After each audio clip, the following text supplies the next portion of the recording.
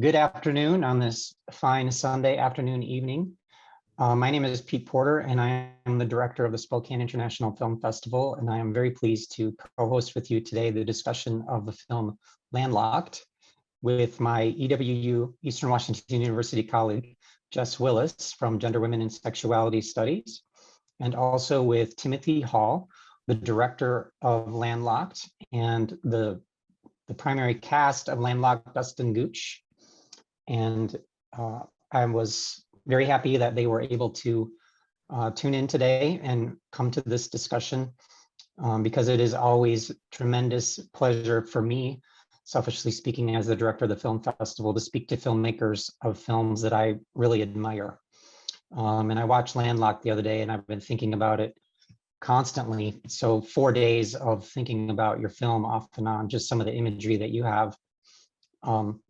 So Jess, you and I will kind of tandem this, and if I'm going to start us off with a film question, kind of an origin of the story question. So Tim, what moved you to make Landlocked, and why this story now for you?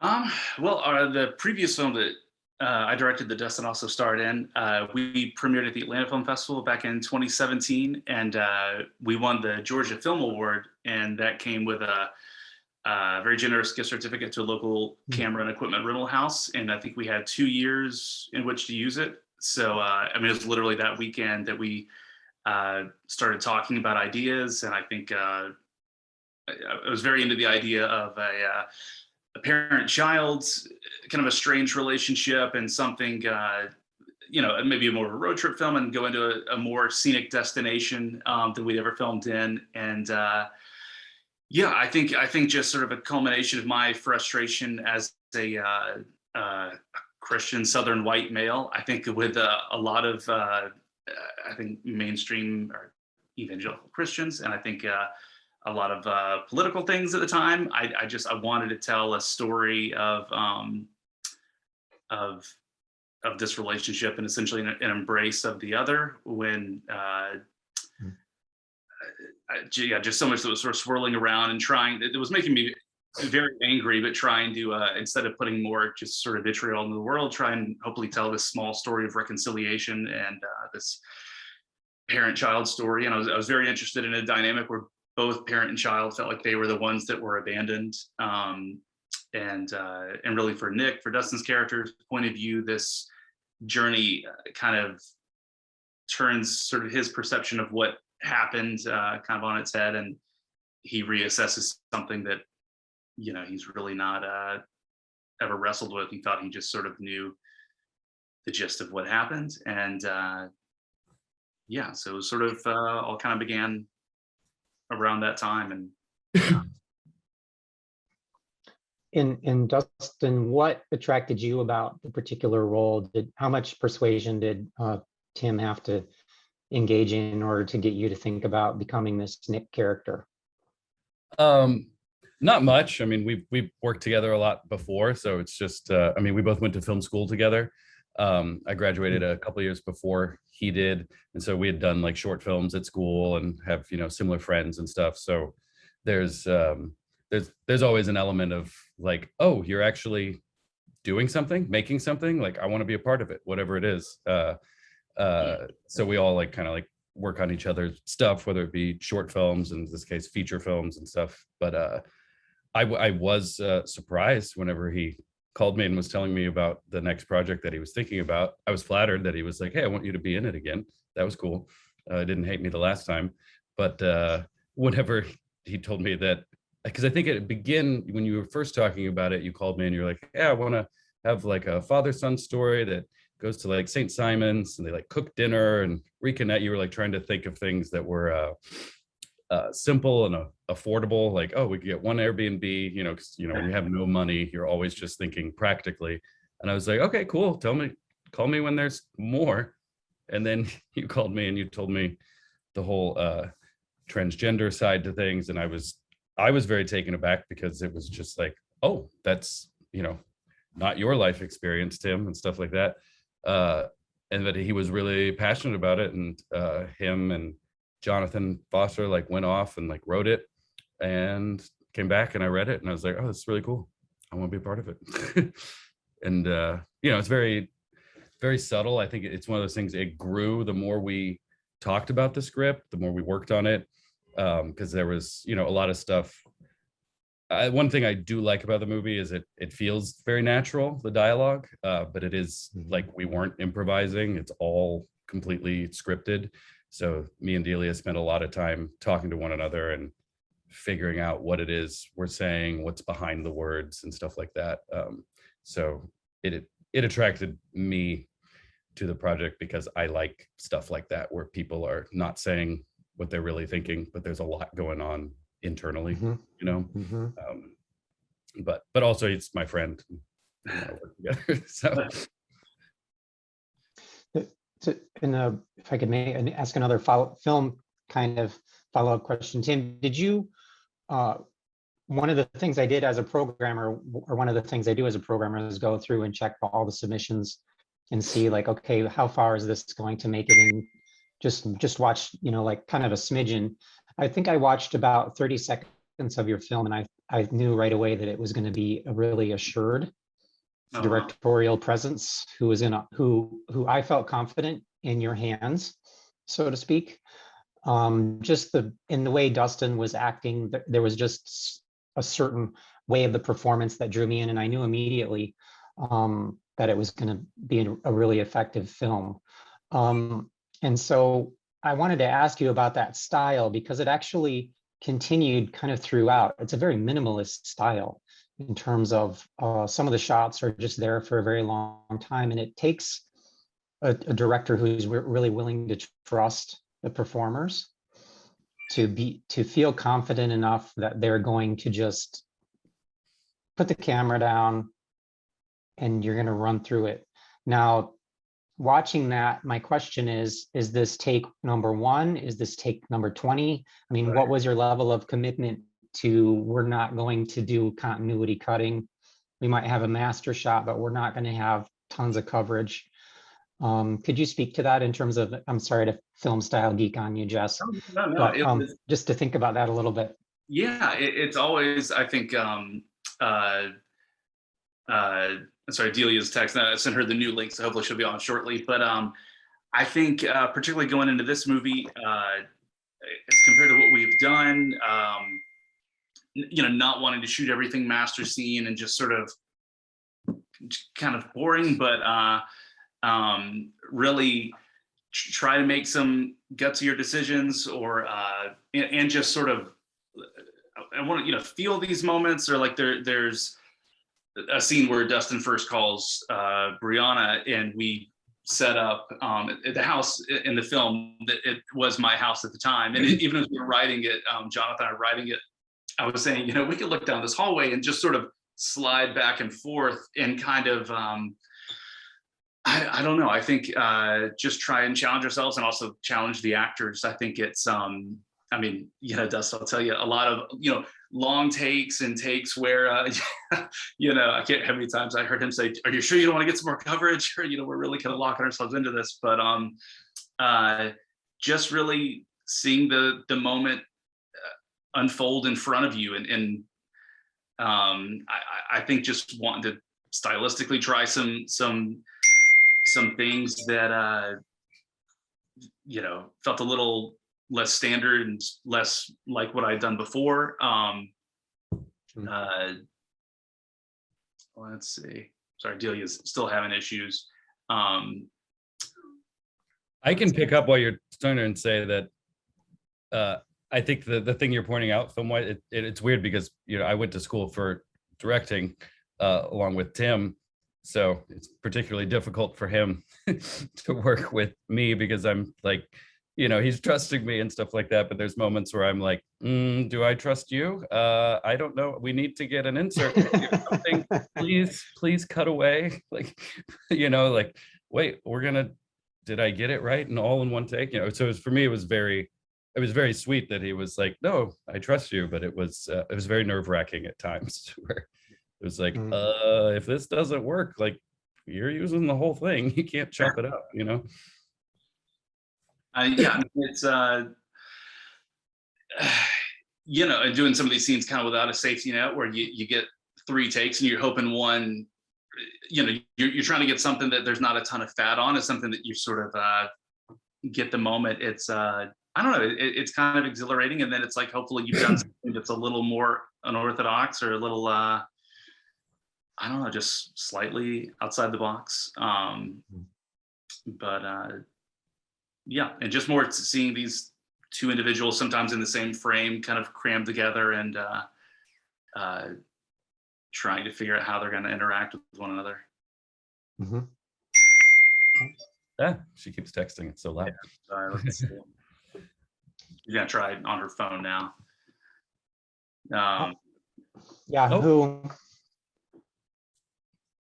And we can see her. Yeah. Yeah, it was cool too, watching it when it was all, done, and seeing those choices that you're talking about, where it's like, it kind of adds to the tension, I think, of a lot of the scenes, because it holds so long, and because it's a movie about waiting for reconnection, that you just kind of, I don't know, it's just interesting talking to different people at different festivals, how they, because it is a slow burn of a movie, but a lot of people were like, oh my gosh, I was on pins and needles, I was nervous, so it, and I think that the shooting style is a big reason why they felt that way. And our friend Alex Sablo shot the film, who was also went to film school with us, and is a wonderful DP, and has shot a lot of indie films. And it was my first time working with him, and it was a really great experience working with him and sort of collaborating on how to go about this in a slightly less standard way. Delia is in the building. Welcome, Delia. Hi, Delia. Hi, how are you doing? Good. You made it. You have arrived just in time to miss my film geek questions. Good. Good. Now, my computer, for some reason, is not accepting Zoom. Everything else but Zoom, so I'm on my phone. Pardon if the audio sucks here, but okay. So I'm Well- Pete Porter. I'm the director of the festival, and I'm going to pass it now to Jess Willis, who is my co-host for our discussion here. Thanks so much, Pete. And thank you all for allowing me to join you for this conversation today. I was really struck by the film for a lot of reasons, but I guess one of the first things that really stood out as a gender, women's, and sexuality studies scholar was your decision to purposefully use transgender actress Delia, who's here with us, in the film, which has not been common practice as of yet in the film industry, even while telling stories of transgender people and communities. So I wonder if you wanted to speak some to that decision, and also Delia, if you want to share about this experience and what that means for you as a sort of forerunner within the industry in terms of visibility. Yeah. Well, I'll say, I know Dustin mentioned Jonathan, my screenwriter I wrote the film with. We're both cisgender white men, and so I think, kind of like with anything, you're going to write characters that haven't, who have walked different life paths than you. And I think, just in terms of finding the nuance and honesty in any role, whether it's a mother or anybody, anything that I've not lived myself, I think trying to find somebody that can bring something real to it. And in this case, writing this, I think we were happy with what we were writing, but it's like you're trying to do your best on paper and then find someone who's actually lived this life journey to then bring the detail and the nuance and a level of honesty that it's just not going to be there on the page coming from the two of us. And so it was also terrifying because what if we don't find this person? What if we don't find the person that is right for the role or is into doing this movie? And I found Delia online, and I found her website, and I remember that it was like a Sunday night sending her an email several years ago now, and just terrified that I want to get a response. And thankfully I did hear back from her. And sent her the script on our previous film, and just kind of hoping and praying that she liked it. And we had a really great phone conversation, and she sent us a really wonderful audition video. And yeah, and so we looked at some other people for the role, but it was kind of always clear from the beginning that she was going to be the right person for this. And just wonderful collaborating. And like Dustin mentioned, when you're telling a kind of a quieter film like ours, I think there's a lot of, I think, kind of tips of the iceberg that we refer to or see, but you know, of the lives that have happened before this movie. But it was really crucial for Delia and I, then for Dustin and Delia and the three of us to really go through and make sure we were all on the same page of, you know, their family history and what exactly has all transpired before this film, so that, you know, as we kind of refer to things and allude to stuff, that we're all kind of on the same page and there's a shared history that we all kind of have decided upon. But yeah, so I mean, I already knew Dustin. I knew he was wonderful, but the film wouldn't happen if we don't find the right person to play Brianna. So thankfully we did, and here we are. Yeah, I was very much struck by the ways that human relationships were central to the story, and also, of course, by your return to several scenes within nature and sort of the symbolism behind that, if it was connected to, if you want to say more about, this is connected to both the cycle of life as well as the beauty of sort of diversity in the natural world, and this rethinking of the stories that we tell about family and family systems, and sort of the importance of bringing that visibility forward. If there's anything that strikes any of you that you want to say about that, I would love to hear more. Well, I'll speak to the question you just asked Tim.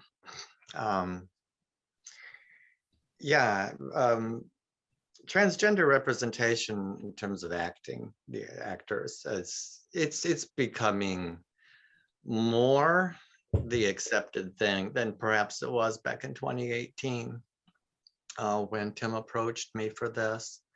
Now, if there's a transgender role,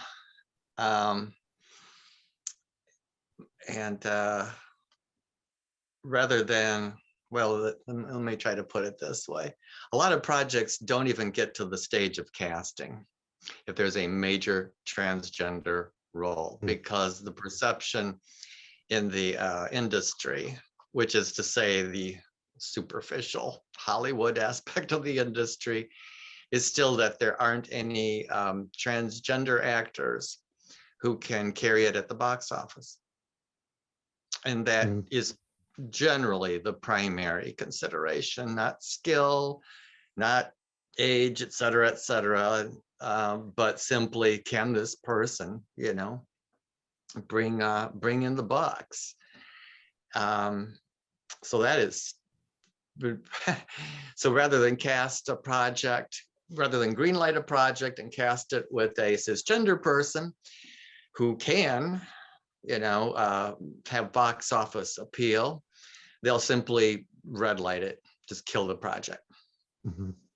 That's why you don't see as many films about transgender people as you did a few years ago in the Hollywood mainstream. Yeah, oh, sorry. Someone else. Yeah, and in terms of this show, just to finish up the thought here, yeah, I was very encouraged that Tim was seeking specifically a transgender performer. That to me spoke volumes. Having seen having seen his prior work with Born River By and Dustin's amazing acting, yeah, I was very encouraged about participating. Yeah, it was a wonderful opportunity for me, because there are transgender roles out there, and they're generally under 30. And many times, you know, they're people of color, because this is what we're focusing on now.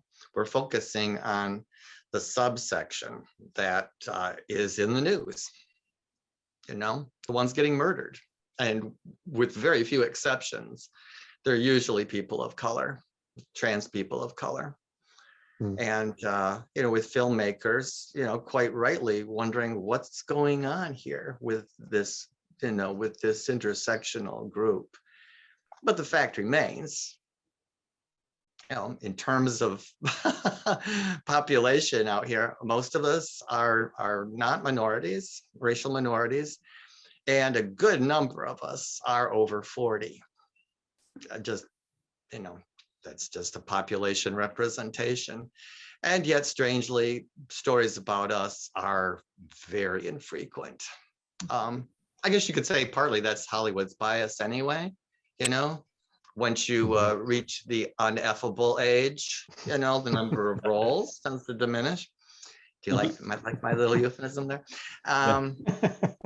But also, I think it's a broader thing. You look at journalism, you look at other things as well pertaining to transgender people, and it's mostly about young kids and often, those of color.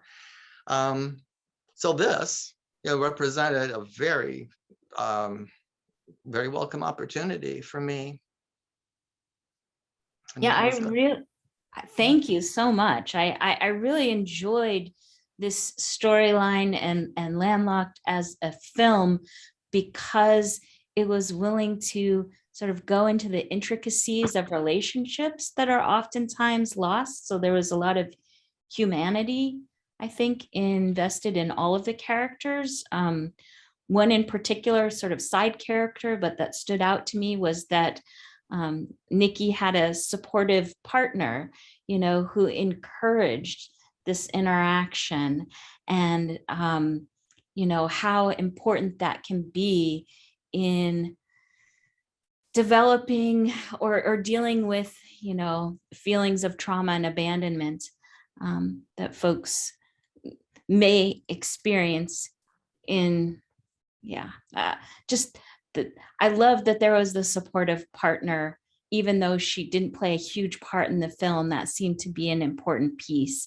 And then I guess back to some of what you were saying, Delia, that also came to mind in relation to this film is just how it sort of challenges what we think about in popular culture and in gender studies as symbolic annihilation. So how do we include stories of peoples and populations, including issues around ageism, as well as the visibility of transgender populations and communities for all kinds of stories? I guess that's something else I would ask you. I'm thinking out loud with my questions, but anyone who wants to respond to, how did you come to be part of this story or connect with this story of family, and also sort of experience familial type relationships, perhaps, as you were making the film? Well, I'll speak to it. This didn't jump out at me as anything radical at all. I mean, in many ways, it's the story of my life. I also transitioned later in life, probably later than Brianna, if you do the math on things, but I had a full career and identity as a white cisgender male.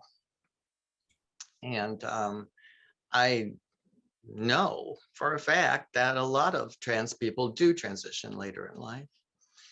And that's either because, as in my case, they're so in the closet, they're in closet to themselves even. But also because there are a lot of difficulties to it, which I think is more Brianna's case.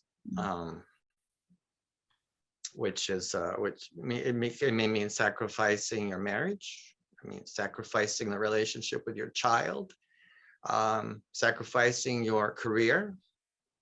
And those huge sacrifices, once you decide to make them, are brutal. And as in Brianna's case, I also had a stint with substance abuse. It was briefer than hers, but intense. And I've required several years of, I would say, of professional counseling and so on to help me make this transition really work for me. there was no alternative. I had reached the point where it was this or checking out. But that doesn't mean that it was easy. So for me, what this story showed was that transgender people have the same basic challenges as everybody else, with this, the transitioning, with the acceptance, simply thrown in on top of that as another huge obstacle. And I guess it is radical when you consider that, you know, for the most part, the film industry doesn't want to touch these kind of stories. In a sense, I think I know why, because it puts us too much in the center of experience and makes us too much like everybody else. And the big draw for most filmmakers is that a transgender character is somebody out there. It's something new, sort of like aliens from outer space, or somebody born with two heads, you know, the freak show aspect of it. And as a result, most of the stories tend to reflect that too. Go back, you know, it's mostly about the transition and the strange people we hang out with in the strange places, you know, and all that sort of malarkey. By creating a story about, you know, a middle-aged person who is facing the same familial challenges and career change challenges that many of y'all cisgender do, it makes us disturbingly normal. And I was interested in the story too. To me, that's what I liked about this story. I was interested that Brianna in this film is the person that is, oh, can you hear me? Yeah. Oh, that she's the resolved person here. She is, I mean, she's literally gone through her transition, but she's gone through this incredibly intense time period. And Dustin is now the one that is, I think, trying to, you know, reconcile who he is and how he can be his authentic self and what that looks like for him. And, you know, I was interested in, you know, Brianna's the person that I think, I feel like I've seen a lack of representation of, you know, any LGBTQ characters in film or TV that are people of faith, and those people do exist. And I thought was interesting. I've been very frustrated by, I think, a lot of mainstream Christians that I've grown up around that I think see any lifestyle that they don't understand is being a rejection of God in some kind of way. But I was interested in this character that her journey, and her faith brought her closer to God, and just trying to portray something that I feel like I've seen in life, but not in film.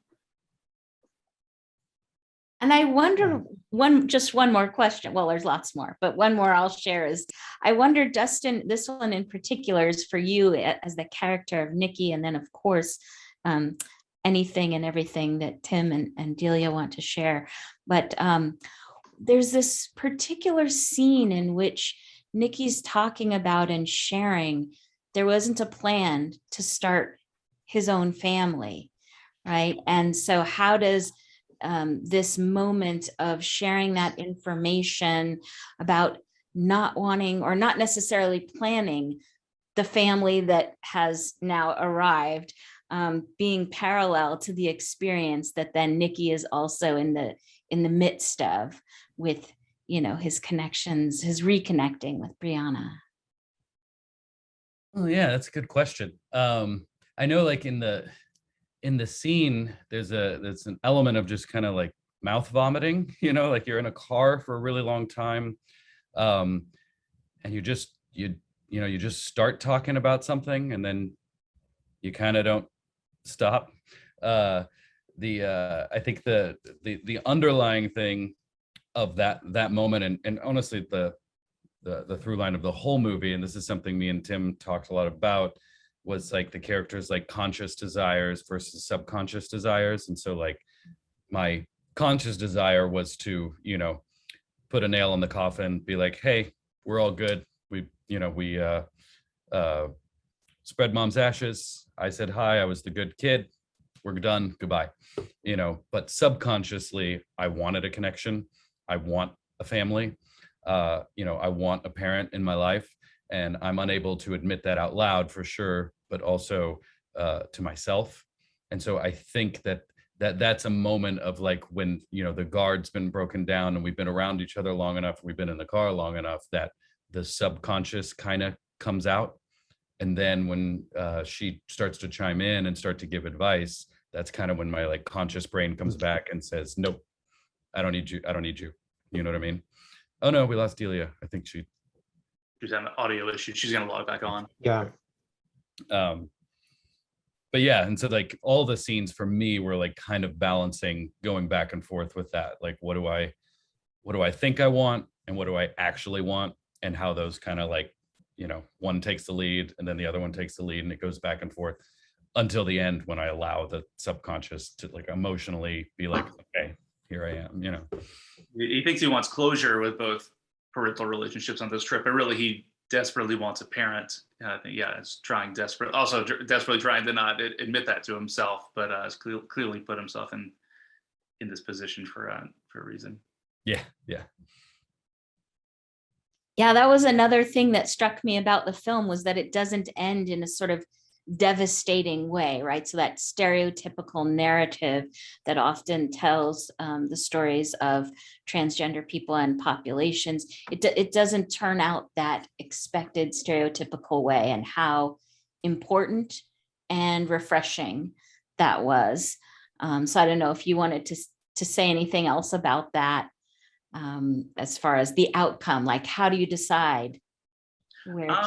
Well, I knew, this kind of history between these characters, the idea that a couple of days everything's going to be honky-dory is unrealistic, but I wanted to tell a story of really this first step of this relationship being alive, or possibly having a future. So I feel like that was sort of the optimistic thing, is giving that indication that this is finally the first step towards this existing again. Yeah, and it's not like hunky-dory, super like, hey, everything's great, but like, oh, okay, like it's gonna be hard, it's gonna be difficult, but I think a lot of people have asked like, oh, what do you think happened, and for me, my view is very positive. I think things work out great, but I think it just takes time. And that's, I think, another thing that I like about the pacing of the movie is it's like it kind of just acknowledges like, yeah, it's not just somebody says one perfect line and they go, oh, okay, I was wrong all along and everything's hunky-dory. Understanding it takes time, and it takes effort. It takes effort on the person who lacks the understanding, and it also takes a lot of patience and effort on the person who deserves to be understood. Yeah, it was a very human, relatable story. It caused me to think a lot about just different ways that we experience family, and how important it is to hear these stories and to see stories both of families that look like our own, but also of family systems that look very different from our own. And so I want to thank you all for that, and maybe pass things back to Pete, or I don't know if we're opening it up to larger discussion. I do have another semi-film geeky question, although maybe less geeky than the earlier ones that I was asking about film style. So I'm going to agree with Jess entirely in terms of the human relationship piece of this, which I found to be incredibly moving. But thinking about that, and this is what film directors do, Tim, I think, and actors as well. But on the one hand, you want, how did you let me try if I can put this in English for myself even. How did you manage, okay, prickly, not copacetic, to still not great at the end, but somewhere, you know what I mean? Like what kinds of things did you talk with Delia and Dustin about getting from point A to A1 and then to A2, like what were some of the techniques and strategies that you used to encourage your performers to think about, okay, you're getting nice to each other too fast? Yeah, yeah. Or however, how did you manage that relationship? Because that, again, that really shined through for me as well. Thank you. Well, I think my wife always puts it, Delia spends the film being kind of the ideal parent where she's just vulnerable and open, and she's consistently there for him. And it's this, I think, 3 big conversations. They slowly kind of drift closer, and as they do, it grows more and more uncomfortable for Dustin. And as he tells his wife, I don't want to owe her anything. He's desperate to get out of this situation, kind of unscathed, put this behind him. But just really through these 3 big conversations I have towards the end of the film, just trying to sort of, chisel away kind of at his hardened heart and bring him to this moment where he realizes that he can't, but he doesn't want to walk away from her. I think it like Dustin said, that finally the merging of the conscious and the subconscious desires that I think, as he sits there at the convenience store after he's left her home, that he does want a parent, that's why he's done all this, and that he can't turn back now. But I'll let Dustin answer that. I'm gonna run to the restroom real quick while Dustin answers it. No, I think it's a great question, because it's hard to answer, because it's not necessarily like an exact roadmap, but that is, something that Tim had, and then Delia had her own roadmap. I had mine, and we kind of had ours together. There was some things that, me and Delia talked about on the phone that, because, she was in Chicago beforehand. So we would like rehearse basically on the phone, and our rehearsals were basically just us breaking down our own characters. And I think a lot of times it was cool because we would like help each other, where I'd be like, what is this? This line's kind of dumb. Why would I say this? And then Delia would be like, oh, well, clearly, like, you're going through this or whatever. And then she'd be like, but I don't know why I say this. And I was like, well, you're probably going through that. So it was kind of fun to like help each other out in that way. And I think that the roadmap kind of came with us like balancing, because we've both done theater stuff before. So we had talked a lot about basically like our blocking and like what our body language would be, like far away from each other and slowly getting closer. And then as we began shooting, it kind of became apparent, like, oh wait, we don't really, the shots control that more than us. They're not doing all these wide masters. We're like, dang it, we have to relinquish that control to the cinematographer. But yeah, I think a lot of it for me was just, trusting Tim and Delia to just do my part and not try to be interesting, because as an actor, you're just like, oh, I'm just like looking in one direction, like you're just so afraid of being boring, that a lot of it was just like, okay, just focus on your intentions in the scene and know that it will come through, that you don't have to do some song and dance to be interesting, or I don't know. What do you think, Delia? Maybe you disagree with the way it's said. Oh no. Yeah, what you're asking, I believe, is actually a question about process. And the process was as Dustin outlined. We had several extensive discussions via telephone in the months and weeks prior to shooting. Once shooting began, we had almost none, really. Most of that was because we had a lot of technical things to see to in a very short time, and especially with all of these location shootings, where if you don't nail this in the next 15 minutes, that scene isn't going to be in the movie. People. It gives a good sense of focus, which is not unlike, frankly, while performing in the theater. You get one chance for that particular audience to get things right, and that I'm used to dealing with. The only difference being is that we have rehearsal to establish all of these decisions in theater, And we had our discussions, and as Dustin said, our own little personal roadmaps to hang our decisions on, and on the film set. Yeah, I remember the first, I think the first scene we did, because I shot for like a few days or something like that before Delia came down, shooting the stuff with my wife. And the first scene we ever actually like did together, like practicing or anything, was the phone call scene. And you had just like flown in, and you were downstairs in the basement just on the phone with me. And it was a very nerve-wracking thing, like, oh, okay, I hope this works out. But it kind of helped with the awkwardness. It's our first time ever reading a scene together for real. And yeah, it was neat. Anyway. Yeah, those were not done voiceovered in. Those were in real time. Yeah. And unless I'm mistaken, Tim, you didn't do any cutting or anything. All the awkward pauses and the delay for the cell system, they're all in there. So those unfolded. Yeah. It was awkward, but that's how life is.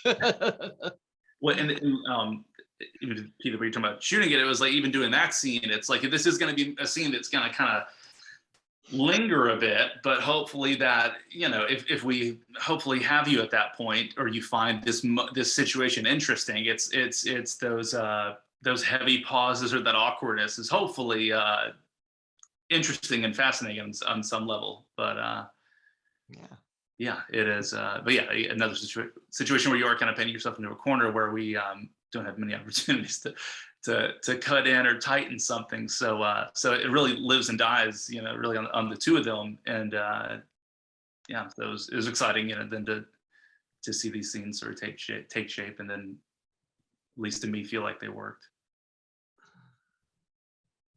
Another part of the story that I really was struck by was when Brianna and Nikki are sort of sharing their reflections on revisiting that place that they used to go in the summer on the coast, and sort of just the different perceptions, right? The ways that we oftentimes in our relationships with one another, we imagine that things are one way, and yet as we start to share and hear one another, listen to those actual experiences, they were quite different.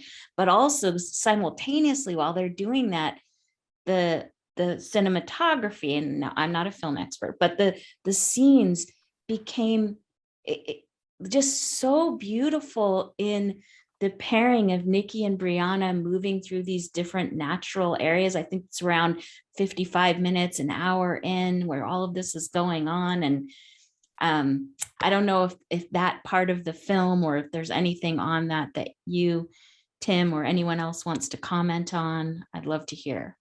Yeah, I mean, sort of like I was saying, it's finally this, we've had this very awkward road trip where, again, she is making herself so open and so vulnerable and for him. And, it's even their last sort of conversation on the road where, he just, like Dustin said, kind of vomit talks, spills out his life and his own, how, kind of a selfish person he is, and just processing everything, and how he's trying to figure stuff out. And as soon as she tries to offer up advice, he shuts her down. But it's like, once they get there, we're finally in a place where they were once family. So it's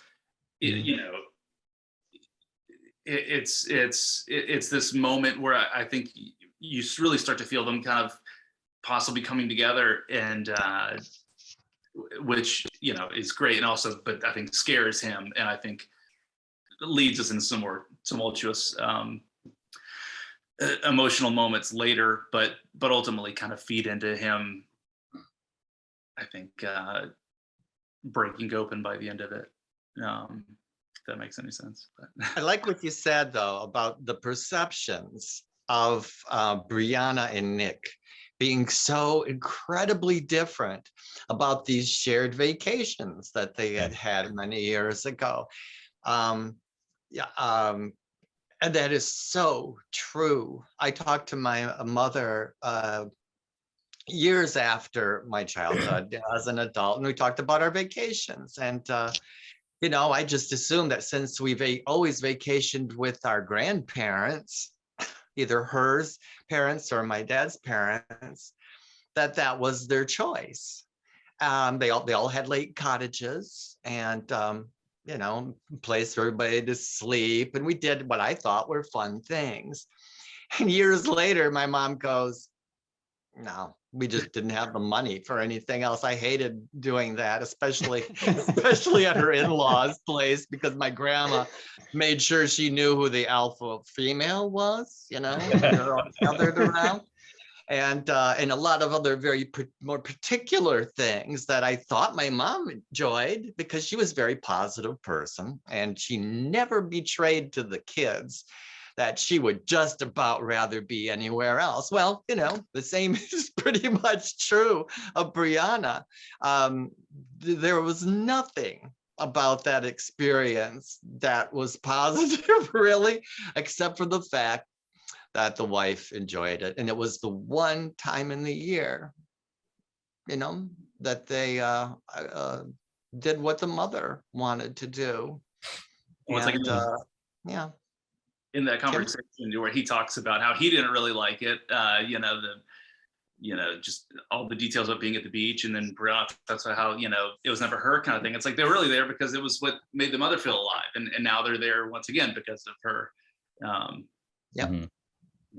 Yeah, that's one of my favorite moments in the movie. Whenever I finally saw it, was just that one shot, like by the water, where I'm like talking about like, wait, you love playing golf and stuff. And there's just something, especially about the way like Delia like looks over her shoulder with the hat, and like I'll never get all those days I spent on all those golf courses back or whatever.